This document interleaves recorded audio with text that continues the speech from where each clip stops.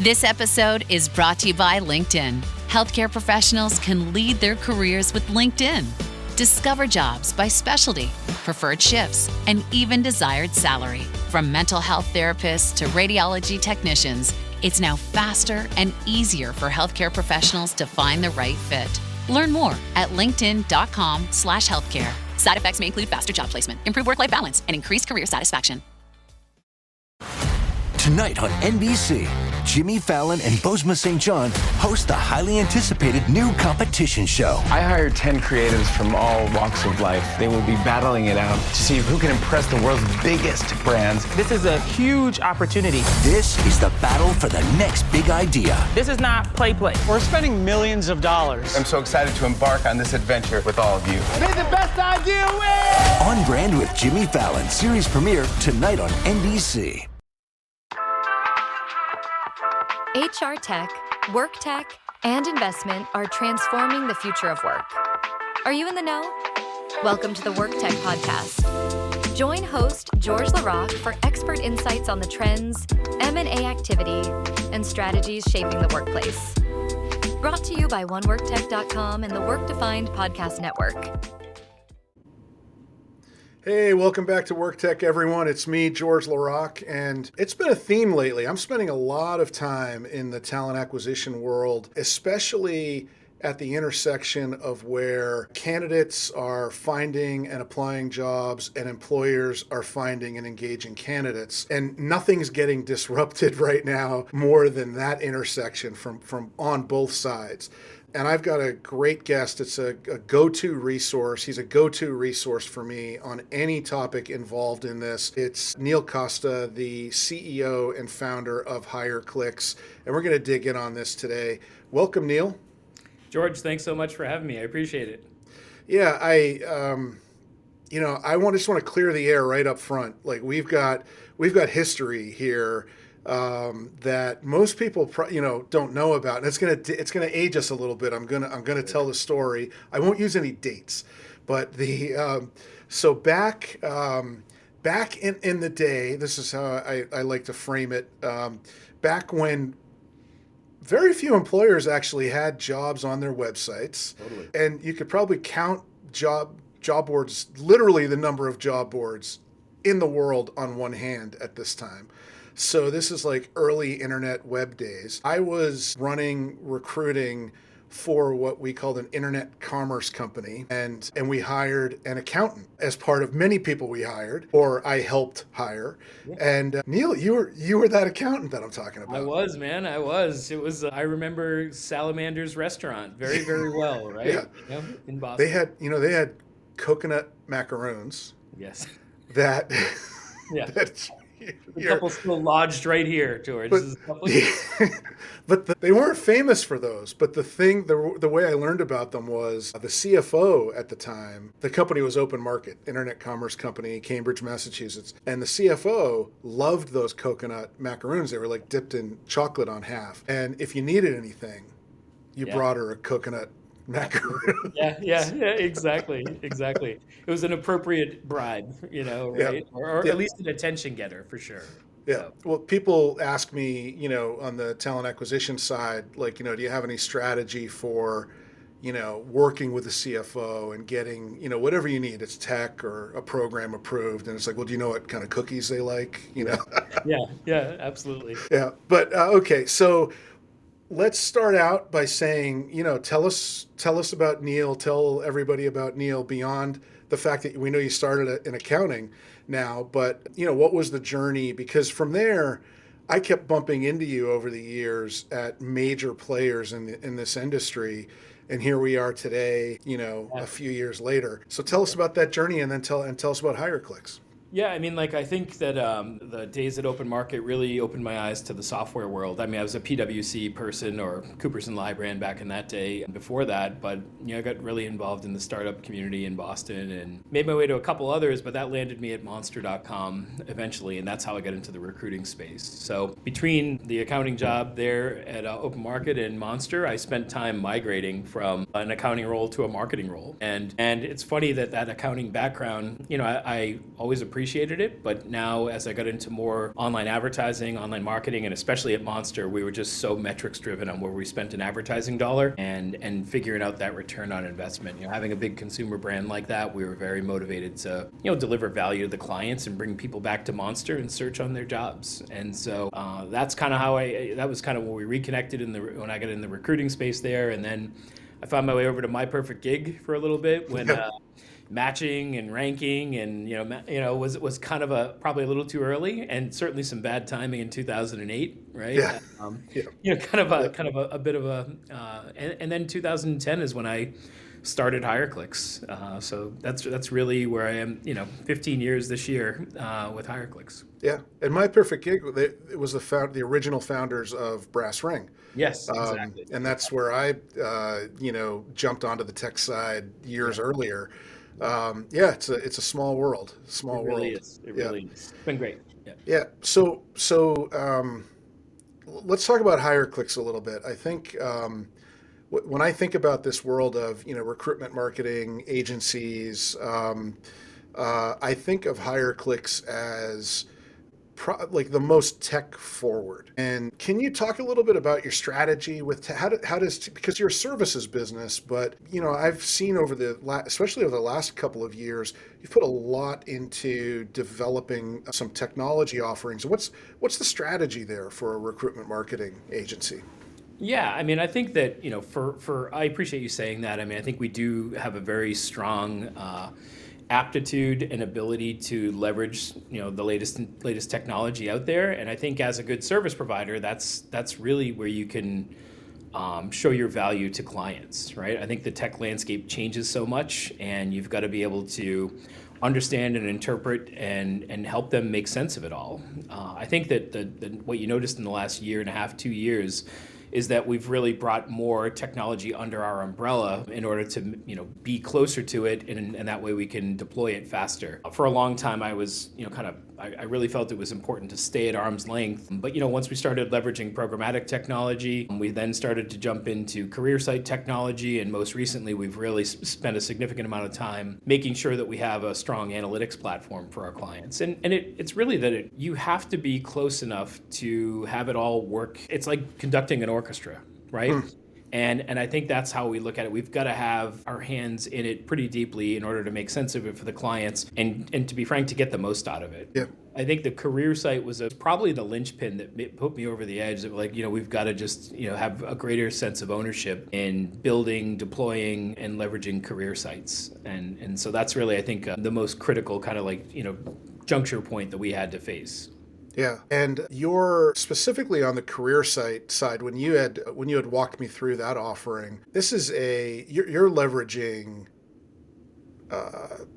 enterprise scale or class technologies that are built for the B2C, B2B world, and applying them in our world. Is that fair? I know probably goes well beyond that too, but No, it's a really good summation of what we've done. I mean, I think that, again, maybe it's coming from the Monster world where it's a consumer brand and things were always done at such massive scale. I felt it was really important. Even when I started the agency, it was like, I want to walk and talk and act like a consumer agency who happens to focus on recruitment advertising. And I think that overall sense of how do we do things the way that big brands and consumer brands would do things and help our clients and TA take advantage of that mindset. And I think the career site technology that we leverage is absolutely the same way. It's how do we take scale just off the table, right? This is not small time problem. And when we go and we serve clients that have thousands of jobs on their career site, they need to be prepared for delivering their sites quickly, having the ability to personalize, and really having the candidate experience that someone would expect if they were going out and shopping and having a consumer experience. So we do build and think in a way that a consumer brand would and leverage B2C grade technology in order to create the career sites we do today.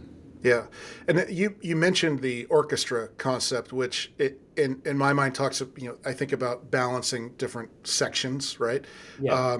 But how do you balance what you offer with I guess there are two other constituencies here. There are your tech partners that I know you have, but also your clients' tech stacks. Is it sort of you plug it in where it's needed if there's a gap? Or Yeah. Yeah, I mean, at our core, our focus is being a services company, right? And I think that it's a matter of I try and think of us as like a mini Deloitte or a mini Accenture. So services is at our core. Are you tired of talent and HR podcasts that sound like corporate training videos? Same. Talentless is the no-fluff show about hiring, leadership, culture, and what's actually going on in the world of work. Talentless is a podcast for recruiters by recruiters. Hosted by Desiree Goldie and Ashley King, they're smart, occasionally salty, and never afraid to say what everyone else is thinking. Listen wherever you get your podcasts and subscribe at talentlesspodcast.com.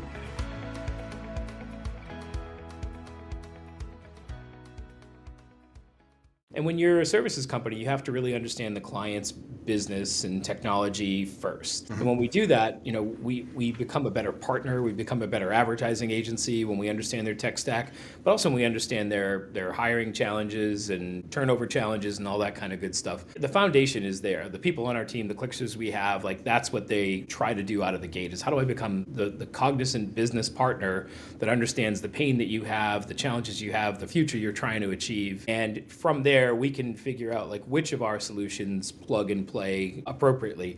If someone needs programmatic, then we can leverage that and pop that in. If someone has a career site today, but maybe 18 months from now is that their renewal is coming up, we can talk through the advantages or disadvantages, but it doesn't make them any less of a client. We're still there to serve them, deliver the best advice, still deliver independent advice. But that being said, I think that the career site technology, the analytics technology, we're taking the best of, I think, from our expertise and leveraging, the technology to make it work better so they can understand where the return on investment is coming from, where the better candidate experience is coming from, where the insights into where the ROI is coming from. And I think that's where, when we find a certain area that needs that extra level of technology that maybe we just can't find in the market anymore, or that isn't as stable as it once was. And I think that's an example where career sites, there were a lot of players for a while, and then those players shrunk down or had some challenges and weren't as viable anymore. And I feel like we made a conscious decision to step in, offer something that we think is scalable, viable, as creative a platform as we need to deliver the candidate experience we want.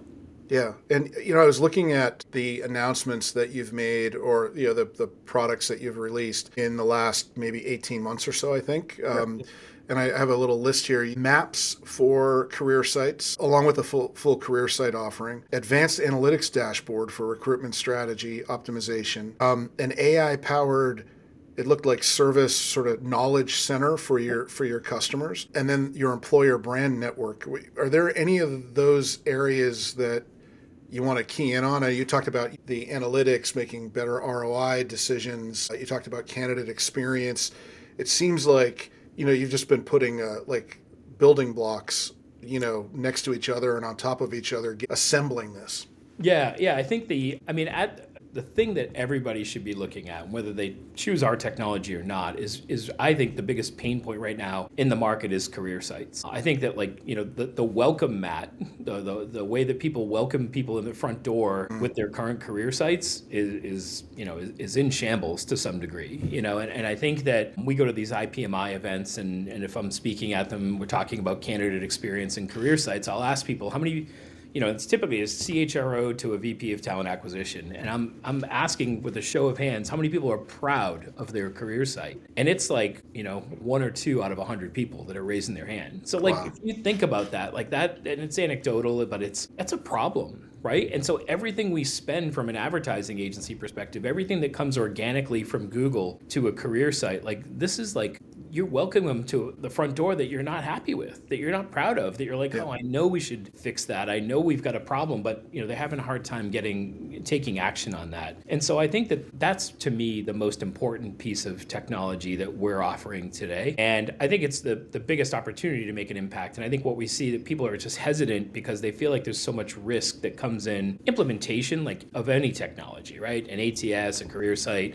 I think a lot of people have been, maybe there might be some PTSD related to implementing technology and TA. And I think that's something we're trying to really help people with as well. Beyond that, though, I do think the employer brand network is probably the next piece that I think should should be the most exciting because we've got our core job boards that we do a lot with. We partner with Indeed, LinkedIn, ZipRecruiter, JobGet, SeekOut, all these other partners that are important sources of candidates. But we do feel like people spend their lives and spend a lot more time elsewhere on the internet. And so how do we make an impression? How do we actually create awareness for employers outside of the job board world? And that's what the Employer Brand Network, or EBN, does for folks. It really helps them navigate, how do I buy media on Spotify, on Reddit, on YouTube, on TikTok, to then bring people back to the site. Okay. Yeah, that's really interesting. And your analytics dashboard, you had shown me that not too long ago, and that's sort of media buying class experience, bringing all this together, right? The website, again, the sources, the EBN, the programmatic, all the data coming from everywhere.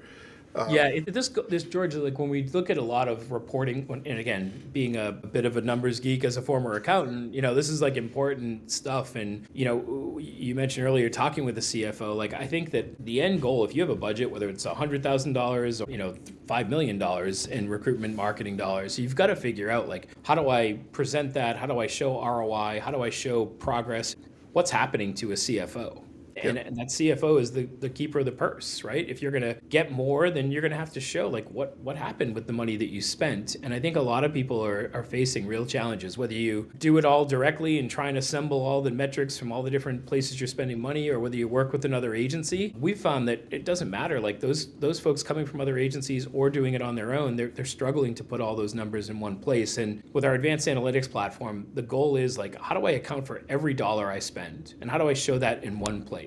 And then how do I also look at the career site in the same context to that? The career site offerings that were out there in the past have typically like dropped a lot of tracking, so you're not able to see from my advertising to my career site to my ATS. You can't really get visibility into that. That's like a Herculean manual effort to pull all that together. And for us with the advanced analytics platform, we've done the process of thinking through how to connect to all the media sources. We're connected to over 100 different media channels right now. We're connected to, whatever ATS our clients have, and that ranges from Workday to iCIMS to, Applicant Pro. Like it really is like we're pulling in data from all of those different sources. So it's really ATS agnostic. And then, being able to bring in like the performance on banner ads, or the performance on Meta, and having a visual of which ads are doing well is part of our dashboard. And that's really kind of really amazing stuff to look at compared to what folks are used to today. Yeah.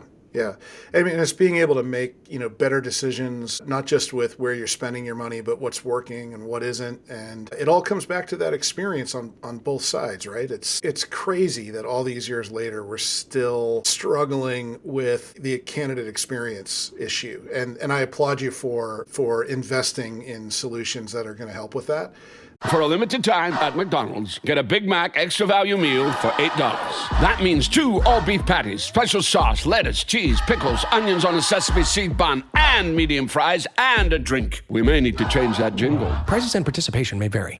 That's a really good thing for your clients. Let's put things in context for everybody a little bit. Can you talk about what your typical client? When your investors, customers, and workers demand more from your business, make it happen with SAP. The AI-powered capabilities of SAP can help you streamline costs, connect with new suppliers, and manage payroll, even when your business is being pulled in different directions. To deliver a quality product at a fair price while paying your people what they're worth too, so your business can stay unfazed. Learn more at sap.com/uncertainty. Looks like, what are the attributes of your client base? Yeah. I think that, we're in seeing that question and thinking about it. Like, I think we started off in 2010. So the early days of our client base the economy wasn't great then, right? So we have such a strong core of government contractors, because in 2010, government contractors and tech companies were really the ones that were hiring the most aggressively in those days. And so that's where our roots are. So the kind of DC government contractor, people who are looking for candidates with security clearance. And I mean, that's a tough grind to start off your ad agency with. And, it's so that group of customers is certainly part of the core. Since then, we've expanded into healthcare pretty significantly, and then we've done some really nice work in retail and food service and all that kind of good stuff. So right now, I feel like we have a pretty we've actually got manufacturing, transportation, warehouse too. So like it's pretty diverse now, George. We've got all one kind of industry that's kind of at our core. I feel like geographically and industry wise, like we're pretty diverse, and I think that allows us to number one, like really brings unique solutions to our clients. We don't really have like a cookie cutter recipe. If I bring on a trucking client, it's not like, hey, you need to do A, B, and C. I think we have all the proper industry expertise and experience, but then like, someone might see that like, hey, we've tried this in retail and let's try that in trucking. And some these things work sometimes in other industries. So I like treating it like it's an investment portfolio and having a very balanced, group of clients. But I'd say at this moment in time, healthcare is where we're seeing, the most significant growth in clients for sure. Okay. Would you say that there's a certain scale of hiring that needs to be in place, or if it might be a volume of hiring may cause a demand or a need, but at the same time there could be complexity that really makes me, motivates an employer to invest more in their brand and their reach, if you will. Am I close? Oh yeah. I mean, like as far as like scale of the clients, I mean, we're looking at mostly enterprise clients that are in our portfolio. Okay. So they're Fortune 500 up to Fortune 20. Like we have clients in that category as well. I do think that we in the early days we had some smaller clients for sure, and those, it's funny, like we have this notion of because we deliver service in such a positive way, and that's really what we're known for, and we have clients that'll bring us into their next company and the next company. I think we've got someone now who's been their fourth company where they've brought us in, so that the client is just like a serial HireClix addict at this particular point. And so because we're committed to their success at whatever size company they are, the core of our clients are certainly Fortune 500, but we do have a significant amount that are what I would consider mid-market. From 500 to 3,000, 4,000 employees is what I would consider mid-market. 4,000, 5,000 and above is what we consider enterprise. And that mid-market, you just have to like take care of them and service them a little bit differently. And so like we know that other agencies have kind of abandoned that customer set. With a smaller group of jobs or a smaller number of employees. And I think, when you mentioned the HireClix help technology, like that's one of the examples of where we've actually made investments to service that mid-market client in a more effective, more efficient way, whereas other agencies are just kind of cutting them loose because they're not spending enough money. And that's just that's just not a good vibe to give off to any customer, that, hey, like you're just not big enough for us. Right. I think that we had a client recently that just said like, hey, we feel like we're your only customer. Oh, wow. That, as like a business owner, as an agency owner after 15 years, like the fact that we can still make people feel that way, and that was a client that has literally like thousands of jobs. So that's a pretty good feeling. Yeah. Hey, this is William Tincup, and you should know about the You Should Know podcast. It's a topical, fun podcast with Ryan, myself, and a guest, or guests, plural sometimes, and we tackle the most timely topics of the day. Give it a look, give it a listen, and subscribe. Thanks. Good for you. So, all right. So now we've got sort of we understand HireClix in the context of who you're working with and so forth. Let's talk about the market a little bit, and let's start with the candidates. So how is candidate behavior changing? And I always think about that. Like what drives the market is really the candidate behavior, the consumer behavior. I'm thinking about how they search, how they find, how they evaluate jobs, how they apply for jobs. How is that changing, and how should employers be thinking about that? Yeah, I mean, I think that, going back to the experience even at Monster, that this ebbs and flows, who has the power, right? And I think that right now I'd say the last year and a half, was a little bit slower on the employer side. Like, people are, but it's funny that employment stayed like in a relatively narrow, unemployment stayed in a very, very tight situation, all things considered. Yeah. And so we think in 2025, with the election being settled, regardless of the outcome, it's just over, right? That companies will now plan to be more aggressive about hiring. That's what we've seen, like even in the last couple months of 24. So I think that job seekers are going to have more control in general. And so what do they want, right? And what's their behavior, and how is that going to affect our overall strategy on the employer side? And I think consumers are looking for flexibility still, right? I think the work from home, the hardcore, everybody needs to be in the office, 5 days a week, or, is probably going to be challenging for a lot of employees, for a lot of candidates to consider that kind of move after experiencing the flexibility they've had over the last 4 years. So I think the other part is that, the boomers retiring is causing, a bit of a labor shortage. And, depending on, backfill of like skills, I think there's going to be a bit of a power play that candidates are going to have as they look for jobs. So I think that, and I think the last part is like they're not necessarily going to find their way to job boards, and that's why I mentioned earlier the EBN, the Employer Brand Network, is like, well, if they're more in demand, they'll typically spend less time being having a high level of intent. So how do we get in front of them and get those employer brand impressions before they're thinking that it's time to look for a job? I mean, we call it the passive candidates, right? Everybody's looking for passive candidates, and all that kind of good stuff, but we could spend hours talking about the definition of that. Right. But I think that they're getting in front of job seekers, trying to catch them, when they're not necessarily in the active hunt on a job board is going to be really important. The other part I think is like, we have so many people that we talk to that aren't really optimized for Google, right? And that's kind of SEO world is one way to optimize, but also the Google for Jobs box is still kind of a hot mess, I think, in some cases. Right. And job seekers they still start there. I mean, that's where Indeed gets a significant amount of their traffic, ZipRecruiter. So there's job seekers are going to stay on their, on Google. They're going to interact on social media. They're going to interact on, with TikTok, and like, what are companies doing to be there, to be where people spend time? Does I'm glad you that's where you landed, because there's a lot of talk in the market about, generative AI changing search. And I understand what that means. And I know long-term that's going to happen. Are you seeing anything right now that's changing for candidates? Google writes summaries and so forth, but the experience hasn't changed that much from a job seeker's perspective. Are you seeing that at all, or preparing for that in some way? Yeah, I mean, I think that, when it comes to, I think job seekers haven't changed enough. We haven't seen a material change in their behavior yet based on generative AI. I think that today you're still seeing Google as a significant source for both for both employers and for job boards to get visitors to check out their site. I don't know that I think as we see AI support job seekers, right? If you have personal agents, personal assistants that are, kind of helping you, and you fill out, you feed it a bunch of information about what you're looking for, I think that it'll be much more of a factor, right? And how do we help employers serve those agents? I think that would be something I think we could look forward to. I don't know that there's a whole lot of it in the market today. So I think that we really want to focus on, being there on the, again, high intent channels like job boards, the core search like Google, and then how do people get to know my company through social channels? And I think that's really where we're still spending the most time.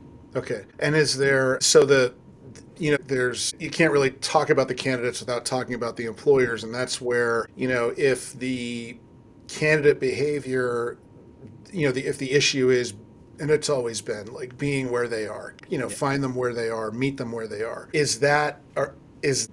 Spend most of your time advising clients to invest in that? Or are there other areas? Or what about the website? What about how we engage candidates? It's one thing having the job and having the brand. What about that engagement? Are there changes there? Are there expectations that employers need to be thinking about from a candidate's perspective? Every time we talk about a career site experience, we talk about how do we bring it closer to what the e-commerce experience is, going back to our old open market days, right? Like, I think it's like, how do we make that e-commerce shopping cart experience as close to how do we do that on a career site, as close to what they experience on a consumer site?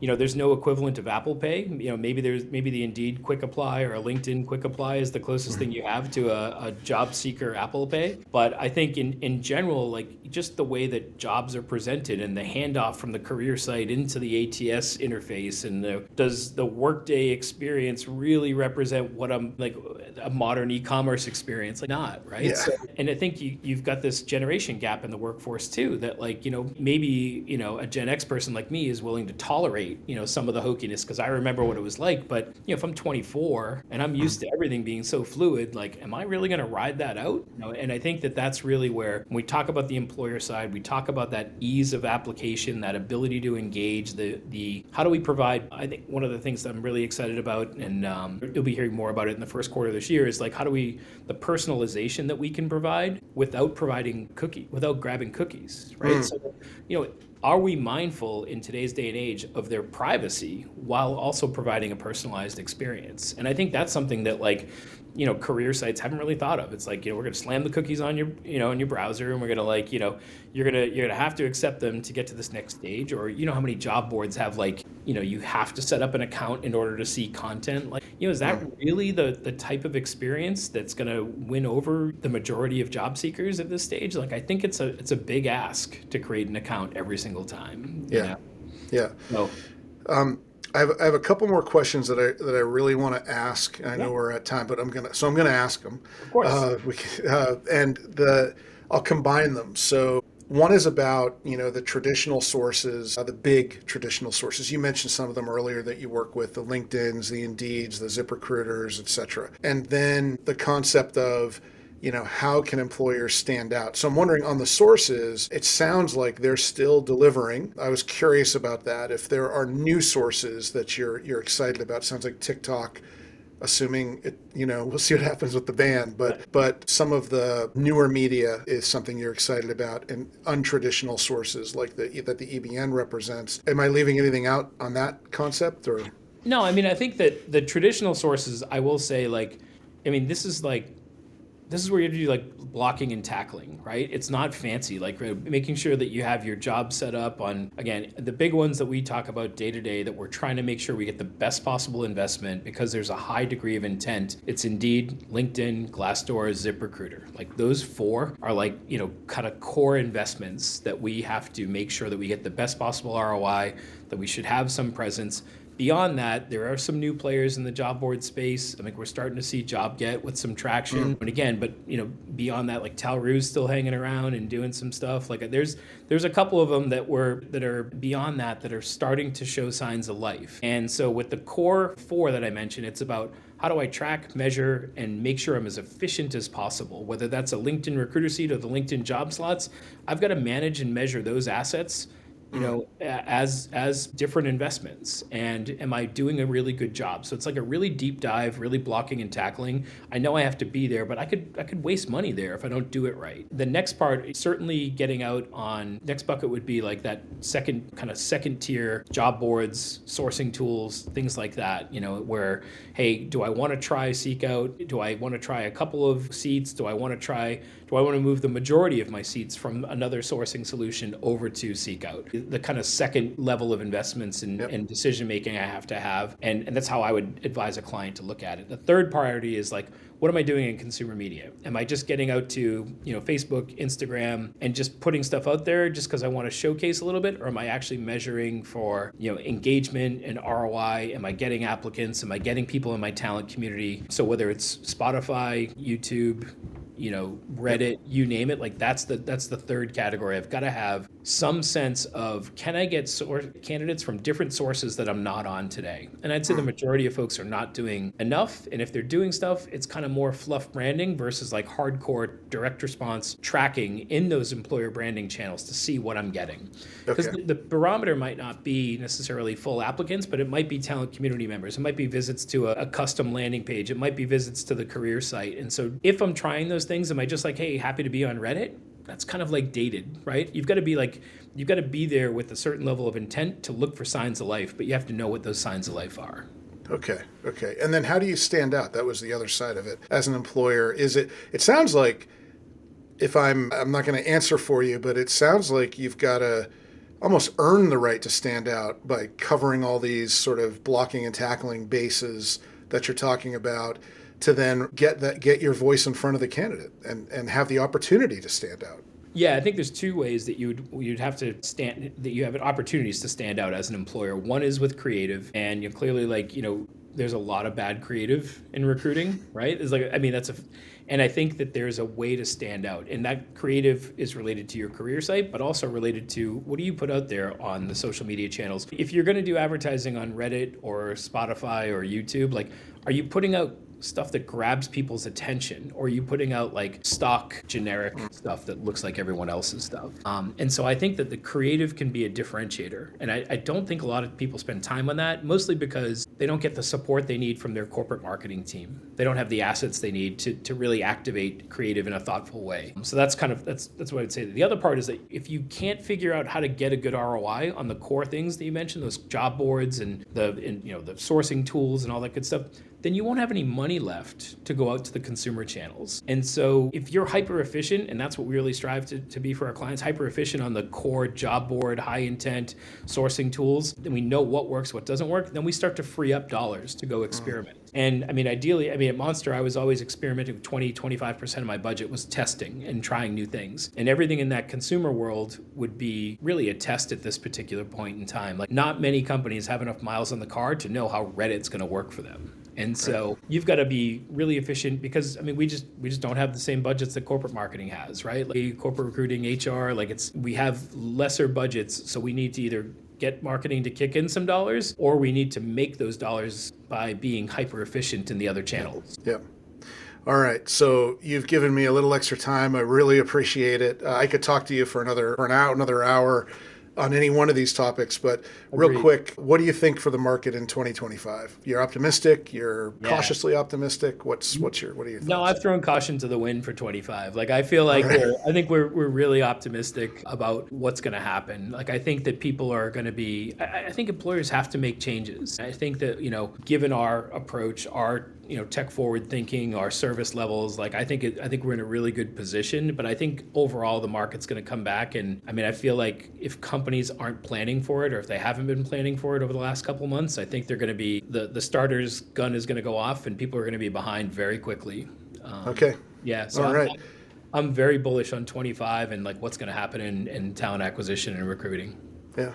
Well, that's good to hear. I'm glad to hear that. So where can folks find out more? What's the best way to learn more about HireClix and Salamander's restaurant? Yeah, that's right. Yeah, now defunct, I think, Salamander's. Right, yeah. But HireClix.com is a great resource. But I think our LinkedIn page and the content we put out on LinkedIn from a thought leadership perspective, your listeners are all welcome to connect with me on LinkedIn. I'd love to learn more about what they're up to and what their challenges are, or if they disagree with me on some of these things, happy to hear it. But yeah, HireClix.com, and then checking us out on LinkedIn and Instagram is probably the best spots. All right. Well, Neil, thank you for your time. Thank you for all the transparency and,